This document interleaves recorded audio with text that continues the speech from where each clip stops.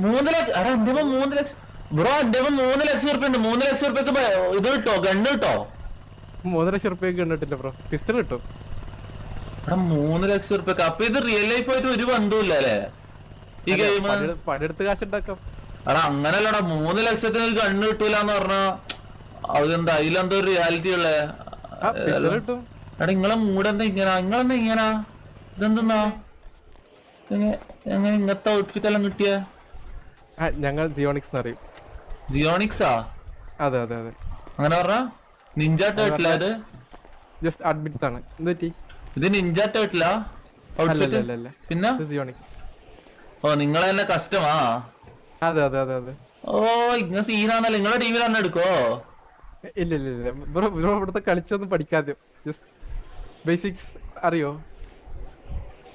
ബ്രോക്ക് job എടുക്കണ്ടവർക്ക് അറിയോ? Insult ചെയ്യാനാണെങ്കിൽ നയന മക്കളെ അന്നെ അള്ളാടാ മുത്താന്റെ